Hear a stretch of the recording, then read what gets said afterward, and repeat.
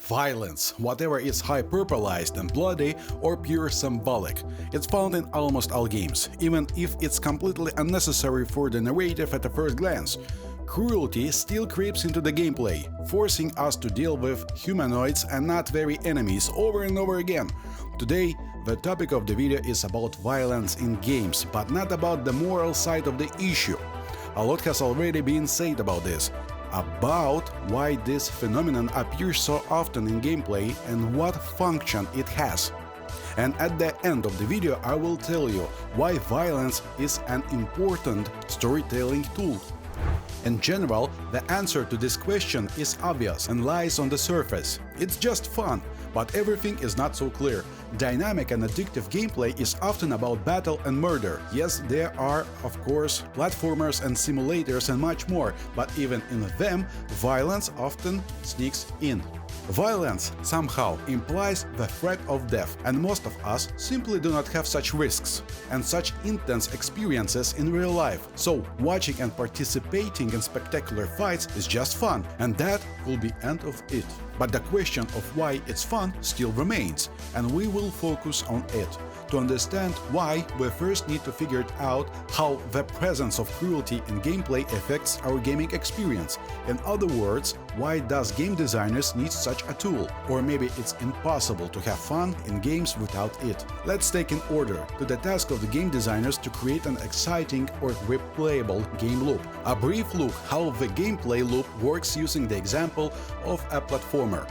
The player sees the platform, evaluates his further actions, jumps and lands on it, then another one. And if the player does not get on the platform, you need to somehow give him feedback to point out the error. You did not get there, try again. And here the most important elements of game violence come into play. The death of protagonist. It just so happens that when talking about cruelty in games, some terrible images come to our mind first, and we completely forget about game death. Although this is such a common game design techniques that there have been almost no alternatives to it for many years. All that the developers have came up with its only less violent graphic images and some plot-based death mechanics. But one way or another, we simply cannot finally get rid of this concept at the moment. Violence against protagonist is almost inevitable. Without it, most of the gameplay cycles will fall apart, because the player cannot receive only positive feedback all the time. Without a challenge and without overcoming difficulties, as well as without fear of losing, we just get bored. Namely, so that we don't get bored, game enemies come to help. Killing opponents is also necessary for the proper operation of the gameplay loop, so that the game is dynamic and involves us better. We must go through the cycles over and over again as often as quickly as possible, because the more often we receive feedback, then it's easier to keep our attention. To create such dynamics in gameplay, you need to artificially adjust the player somehow. For this, game designers use the threat of defeat. It's a context of the game, the threat of violence or death.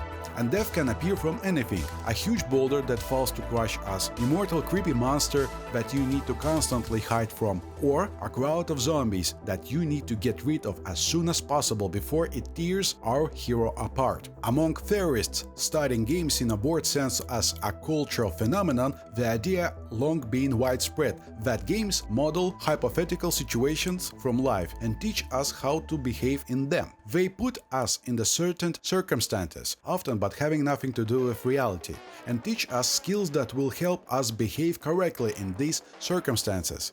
And oddly enough, these skills turn out to be useful for us in real life. For example, games teach us to observe and carefully study our environment, make quick decisions in stressful situations, and of course teach us social skills. And very often such training requires placing the player in the extreme conditions, like if you behave like video game character in real life. If you add an element of danger, for example, the player's task is to survive on a desert island. To teach him the necessary skills for survival, you need to simulate an authentic environment in which the player can certainly die of hunger and thirst, or an attack by wild animal. Without this, developers simply will not be able to develop the idea of survival gameplay. In some Long Dark or Rust, you are unlikely to acquire real survival skills, but due to the fact that the game is one of the most effective ways to learn about the world around us, we are constantly drawn to simulate hypothetical situations from life in order to understand how we would behave in them. It does not matter how exactly cruelty is shown. Even in games where there is no graphic violence, the threat of death scares us no less. For example, in Pac-Man, we are afraid what we will be overtaken by a ghost. Of course, we know that death means the end of the game, and we do not want defeat. It awakes excitement.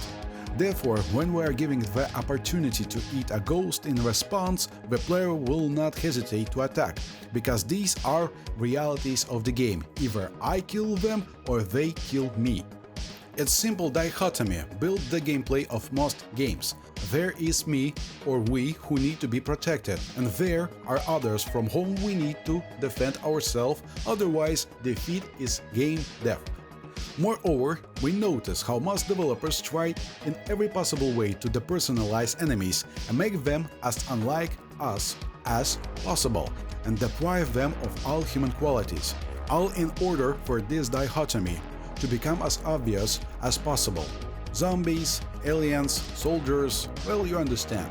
In contrast, there are games in which killing is not the only way to pass. For example, Dishonored. In the game, enemies are specially endowed with human qualities, so that the players feel empathy for them. And sometimes, in order for the main message of the game to work, the developers try to evoke empathy for our enemies and then do not give us a choice to kill them or spare them. So we approach why violence is needed in the narrative. I must say, it's up to you, dear gamers, to decide where cruelty is necessary and where it's not.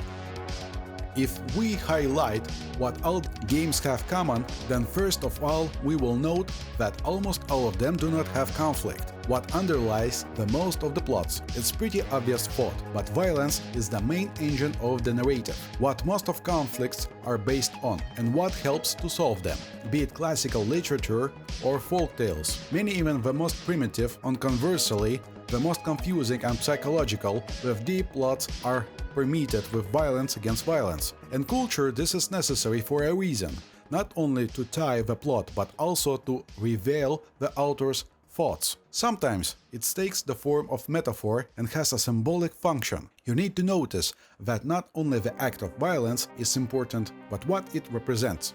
It often happens that the theme of our video in games happens at the very start.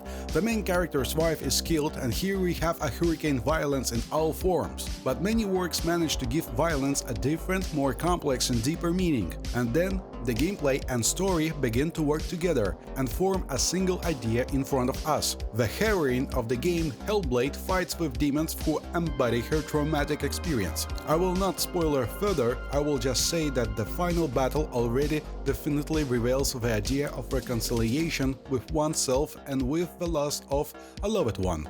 Another good example of the idea of fighting internal demons in the American McGee series, where Alice tries to cope with the shock after deaf parents and stop blaming herself for everything. The dissonance between the fabulous atmosphere of Wonderland. The imagination of a little girl with graphic cruelty shows how Alice's trauma affected her perceptions of the world and herself in it. In the second Silent Hill, the city becomes a personal hell for the heroes of the game, so all enemies embody their fears. And in the game Macfield, the constant rebirth of the heroine after death and the monster chasing her symbolize her struggle with dysphoria. There is a many more example. Often in plots, cruelty also has a didactic function in games for children, as it is not paradoxical that violence or its threats teach, for example, caring for loved ones. And cruelty in games for children is also a way to show the right role model. The main character fights villains because he is brave and selfless, always stands up for his friends and does not tolerate injustice. As you have already understood, violence allows you to place the hero in circumstances in which his best and worst traits will be plausibly revealed. I think the same thing can be projected onto games, and it's unlikely that Mario, who kills mushrooms, or Pokémons hitting each other for the amusement of people. Will not make a child create blood. The images turned out to be quite harmless. Of course, violence works as a means of artistic expression. Cruelty have become widespread. Of course, in the cinema, where visual images convey the author's idea much more accurately than the dialogues of the characters. In this case, violence works as catalysis to evoke vivid emotions and surprise us. Cinema is the art that is most in harmony with violence. A lot has changed since then, and today I think the same can be said about video games. This is medium that is inextricably linked to cruelty. What's in the gameplay, the plot, the visuals, we encounter violence at almost all levels of interaction with the game, and there are reasons for this. It engages us, creates motivations, and moves the plot forward. In many ways, it literally works to make the game fun.